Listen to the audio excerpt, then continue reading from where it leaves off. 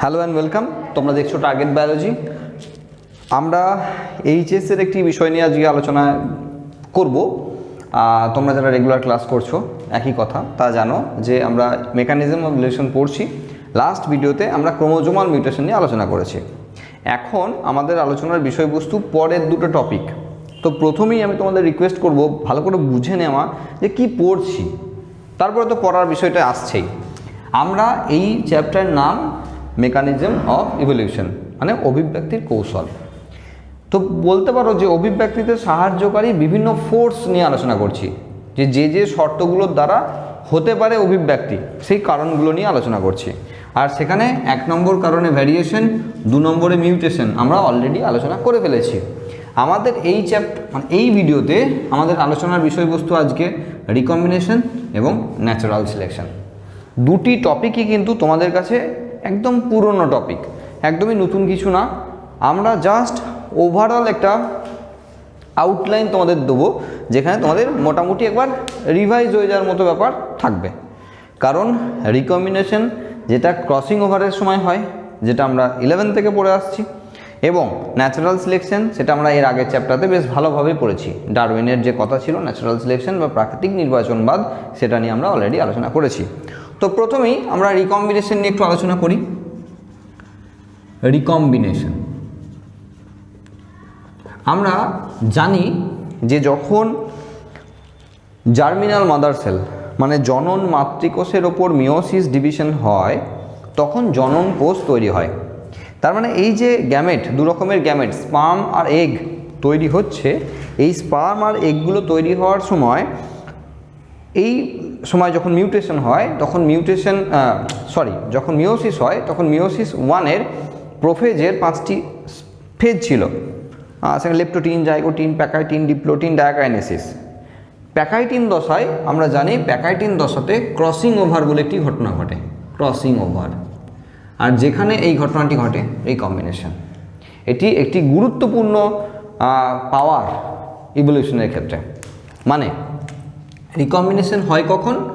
সেটা হলো হোমোলোগাস ক্রোমোজোমের উপর রিকম্বিনেশন হয়, এবং সেটা হয় ডিউরিং মিওসিস, সেল ডিভিশন।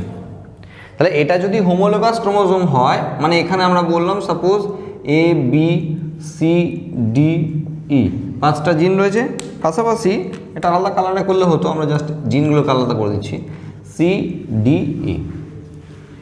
মানে হলো এর জিনগুলো কিন্তু একই, সেটা ABC বললেই বোঝা যাচ্ছে, জিনগুলো একই আছে, কিন্তু প্রকট প্রচ্ছন্নের গল্প থাকে। যেহেতু এটা হোমোলোগাস ক্রোমোজোম, এটা যদি 1 নম্বর ক্রোমোজোম হয় তা এটাও 1 নম্বর ক্রোমোজোম, হোমোলোগাস। আকার আকৃতিতে এবং ক্যারেক্টারের দিক দিয়ে যারা সবাই একই রকম, তাদেরকে আমরা হোমোলোগাস ক্রোমোজোম বলি।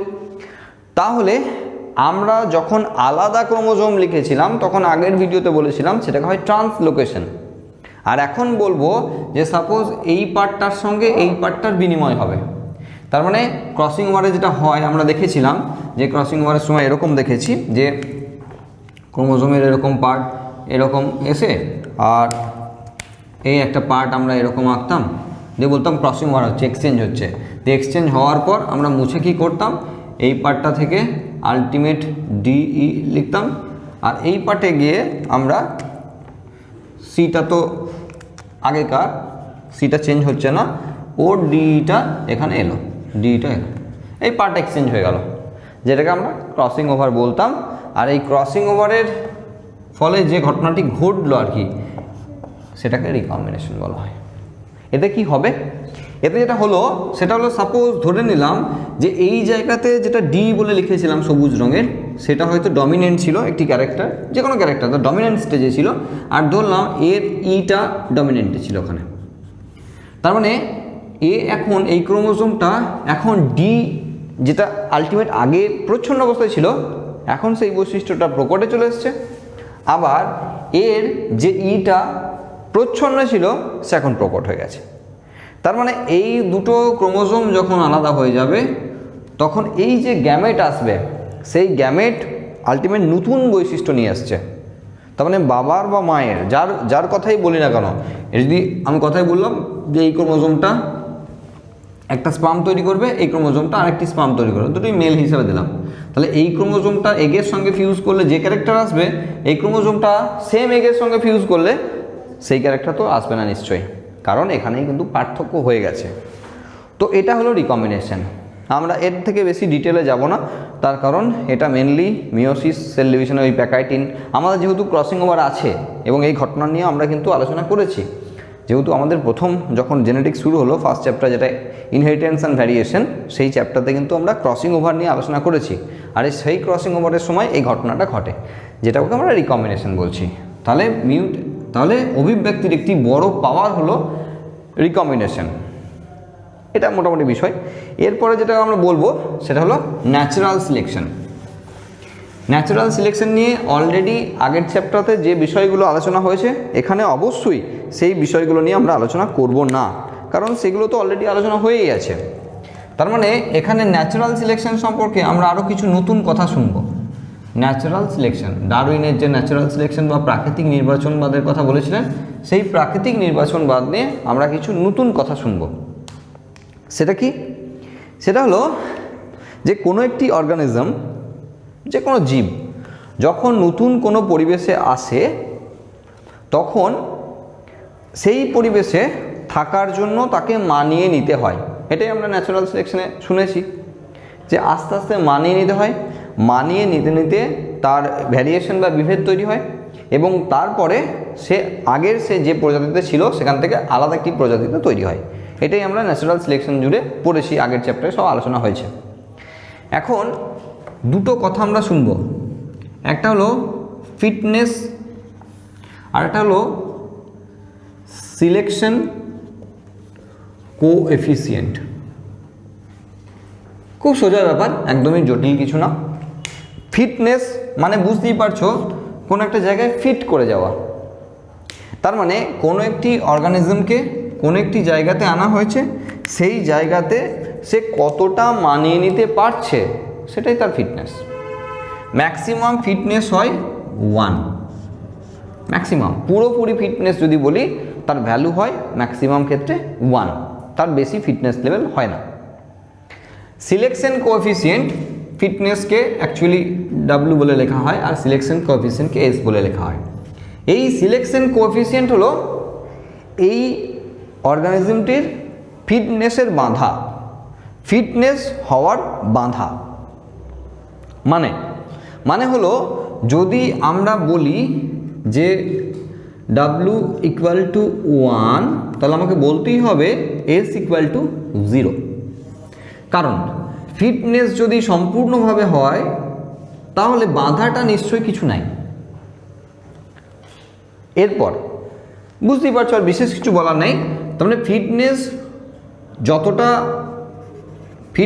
যতটা ম্যাক্সিমামের কথা বলছি সেটা 1।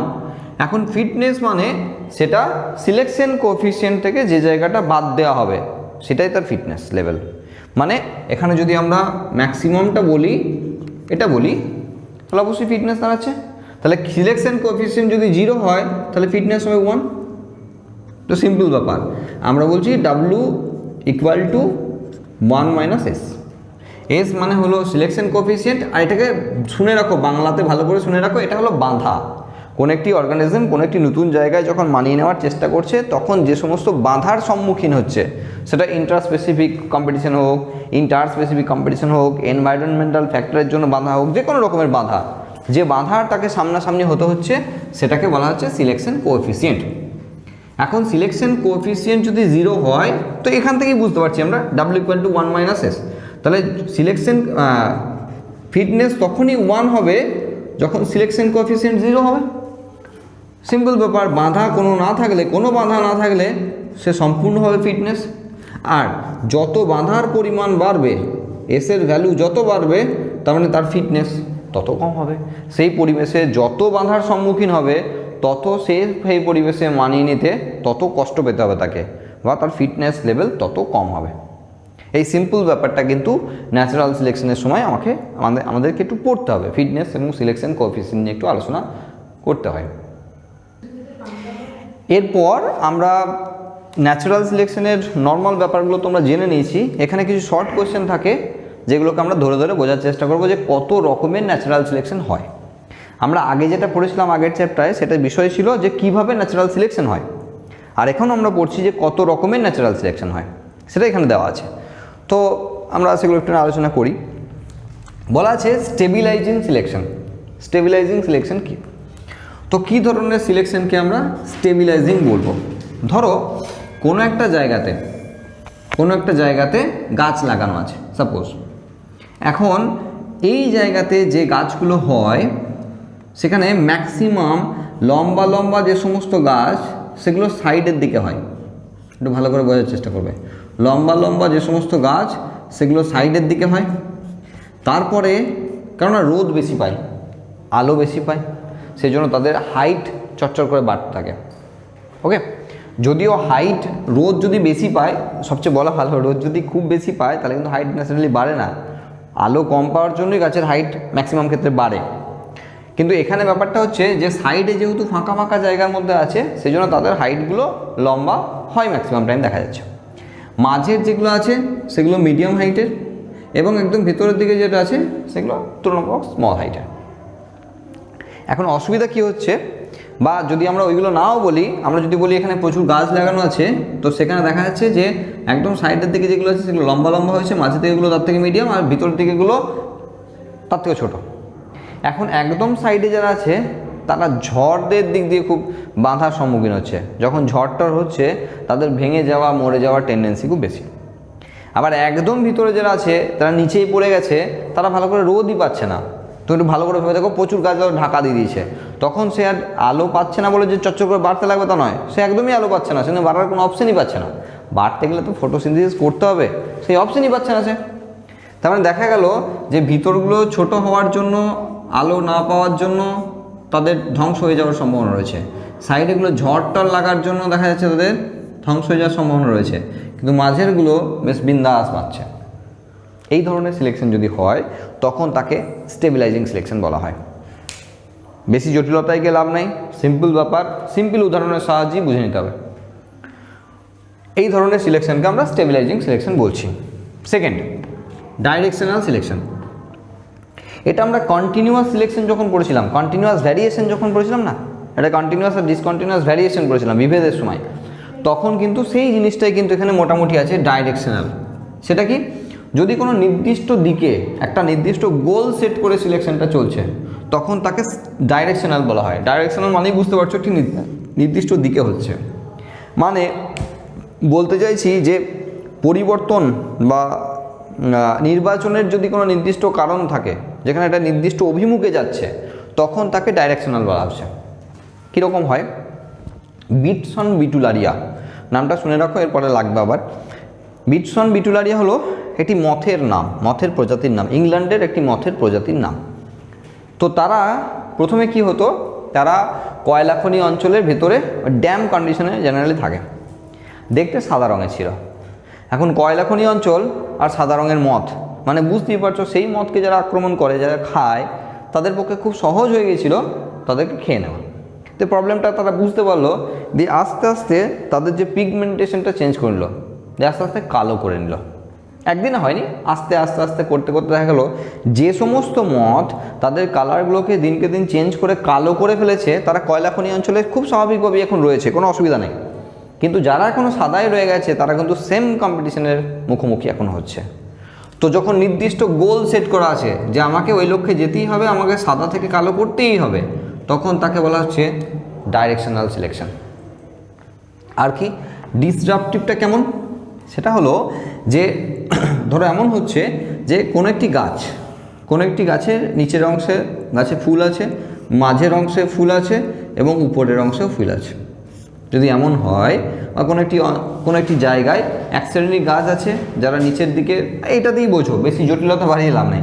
তো এরকম মানলাম, তো এর হাইটটা এটা নিচের হাইটে, এটা মাঝারি হাইটে, এটা উপরের হাইটে ফুল আছে। এখন ধরে নিলাম যে এই গাছটার ক্ষেত্রে পলিনেটার যারা, মানে পলিনেশন করাতে সাহায্য করে যারা পলিনেটার, তারা এই রিজিয়ানে একটা বিশেষ দল আছে যারা পলিনেটার হিসেবে কাজ করে।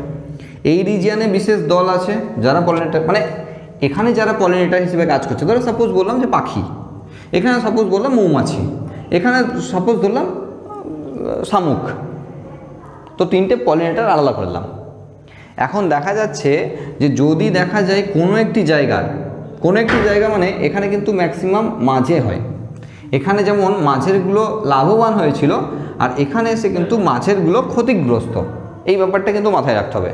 এখানে ডিসরাপটিভের ব্যাপারটাই তাই। মানে কি হয়, মাঝের যারা পলিনেটার তারা যদি কোনো কারণে মারা যায়, তারা যদি কোনো কারণে না আসে, তাহলে এই মাঝের ফুলগুলোর পলিনেশন হবে না, মানে মাঝের ফুলগুলো আলটিমেট ফলে রূপান্তরিত হবে না, এটা বীজ তৈরি করতে পারবে না। এই ধরনের সিলেকশনকে বলা হচ্ছে ডিসরাপটিভ। এরা কিন্তু পলিনেটার আছে বলে এদের ফল হবে, আলটিমেট বীজও হবে। তাহলে এখানে মাঝেরগুলো ক্ষতিগ্রস্ত, আর আমরা প্রথমটাই বললাম মাঝেরগুলো লাভবান। তো মাঝেরগুলো যখন লাভবান হচ্ছে তখন তাকে স্টেবিলাইজিং বলা হচ্ছে, এখন মাঝেরগুলো যদি ক্ষতিগ্রস্ত হয় তখন তাকে ডিসরাপটিভ বলা হচ্ছে। তাহলে এই ন্যাচারাল সিলেকশনের টাইপগুলোকে আমাদের পড়তে হবে। আমরা 3 রকমের ন্যাচারাল সিলেকশনকে পড়লাম, এছাড়াও আরও 2 রকমের ন্যাচারাল সিলেকশন রয়েছে, যার মধ্যে একটি নাম হলো কিন সিলেকশন, আরেকটা হলো সেক্সুয়াল সিলেকশন। কীরকম জিনিস সেটা হলো, যখন কোনো একটি প্রজাতির মধ্যে কোনো একটি গ্রুপ যখন অন্য কোনো গ্রুপের জন্য স্বার্থ ত্যাগ করছে, নিজের স্বার্থ বলি দিয়ে তার উপকার করছে, অথবা এটা ভাবতে পারো যে নিজের স্বার্থেই, মানে প্রাথমিকভাবে মনে হচ্ছে যে লোকের উপকার করছে কিন্তু সেটা নিজের স্বার্থ আছে তার পিছনে, এই ধরনের যদি কোনো সিলেকশন হয়, উদাহরণ দিলে বুঝতে পারবে, এই ধরনের যদি কোনো সিলেকশন হয় তখন তাকে কিন সিলেকশন বলা হয়। কীরকম সেটা দেখো, আমরা যখন মৌমাছি পড়েছিলাম তখন বলেছিলাম 3 ধরনের মৌমাছি আছে, একটি কুইন রয়েছে, তার সঙ্গে ড্রোন বা পুরুষ মৌমাছিরা রয়েছে, তার সঙ্গে ওয়ার্কাররা রয়েছে। কুইন তো বলার অপেক্ষা রাখে না, ফিমেল, ড্রোন যেগুলো সেগুলো মেল। এখানে ওয়ার্কার যারা তারা ফিমেল কিন্তু inactivate female, as a female তাদের কোনো ভূমিকা নেই, তারা সেক্সুয়ালি ইনঅ্যাক্টিভ। এখানে এই ওয়ার্কাররা আমরা জানি এই মেল এবং ফিমেলের পরিচর্যা করে। এখন এই ফিমেলটার প্রচুর যত্ন নিচ্ছে এই ওয়ার্কাররা, নিজেদের স্বার্থ ত্যাগ করেও কিন্তু এরা উপকার করছে। আর যে উপকারের ম্যাক্সিমাম কারণ হয়ে দাঁড়াচ্ছে যে কুইনটাকে বেশি করে যত্ন করা, যাতে কুইনটা পরবর্তী সময় আরও বেশি ডিম পাড়তে পারে এবং সেখান থেকে আরও বেশি ওয়ার্কার তৈরি করতে পারে। প্রাথমিকভাবে মনে হচ্ছে যে ওরা কুইনের বুঝি প্রচুর যত্ন করছে, নিজের স্বার্থ ত্যাগ করে জীবন বলিদান করে কুইনের যত্ন করেই যাচ্ছে, এটা প্রাথমিকভাবে মনে হচ্ছে। কিন্তু ওরা একটা সিলেকশনের পদ্ধতি বেছে নিয়েছে, যেখানে কি আলটিমেট উদ্দেশ্য যে রানীটাকে একটু বেশি করে যত্ন করব, সেই যত্ন করলে খুব বেশি করে ডিম পাড়তে পারে, আর বেশি করে ডিম পারলে আমাদের সংখ্যাটাই বেশি করে বাড়বে, কারণ একটা মৌমাছির চাকে একটাই তো কুইন, আর ওই ড্রোন তো 100 খানেক, বাকি তো সব আমরাই আসবো, তাহলে আমাদের সংখ্যা আরও বাড়বে। এই ধরনের উদ্দেশ্য যদি চলে সিলেকশনের প্রসিডিওরে, তখন তাকে বলা হচ্ছে কিন সিলেকশন। ওকে, সেক্সুয়াল সিলেকশন কীরকম, এটা আরও সোজা।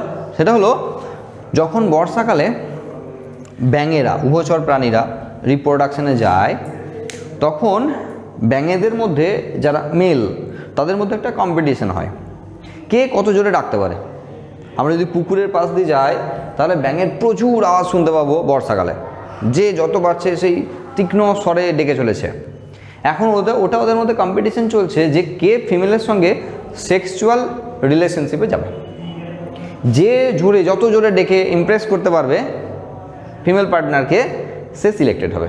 মানে সবাই মিলে ডাকতে লাগলো, 10 জনের মধ্যে যে সবচেয়ে জোরে ডাকতে পারবে, এটা ওদের ক্ষেত্রে সিলেকশন প্রসিডিওর একটা, তো সেক্ষেত্রে তারা সিলেকশন হবে, এটাকে সেক্সুয়াল সিলেকশন বলা হয়। ঠিক যেমন করে ময়ূর রিপ্রোডাকশনের আগে পেখম মেলে দেখায়, যে যত পেখম মেলে ভালো করে শো করাতে পারবে সে সিলেকশন হবে, সে সিলেক্টেড হবে। এরকম করে প্রচুর উদাহরণ আছে। এরকম করে হরিণ, তার সিং যত ব্রাঞ্চড সিং হবে আর কি, হ্যাঁ, তো তত সে ইমপ্রেস করতে পারবে তার ফিমেল পার্টনারকে। এই ধরনের প্রচুর উদাহরণ রয়েছে, সবই কিন্তু অ্যাকচুয়ালি সেক্সুয়াল রিপ্রোডাকশনের জন্য। ধরো এই ধরনের সিলেকশন যদি হয় তখন তাকে সেক্সুয়াল সিলেকশন বলা হয়। তাহলে কিন সিলেকশন এবং সেক্সুয়াল সিলেকশন আরও 2 টাইপের সিলেকশন, মেনলি সবগুলো শর্ট কোশ্চেন হিসেবে আসতে পারে। তো এই ছিল মোটামুটি বিষয়বস্তু। তোমরা অবশ্যই ভিডিওতে কমেন্ট, লাইক, শেয়ার করবে। নতুন হলে অবশ্যই সাবস্ক্রাইব করবে, পাশে নোটিফিকেশন বেলটাকে অন করে রাখবে। নেক্সট ভিডিওতে আমরা যেমন ন্যাচারাল সিলেকশন পর্যন্ত শেষ করলাম, এরপরে কিন্তু 5 নম্বর, 6 নম্বর, 7 নম্বর এই বিষয়গুলো নিয়ে আমরা আসবো নেক্সট ভিডিওতে। ততক্ষণ পর্যন্ত তোমরা অবশ্যই ভালো করে দেখতে থাকো এবং যদি কোনো ডাউট থাকে তাহলে কমেন্ট বক্সে কমেন্ট করে জানিও।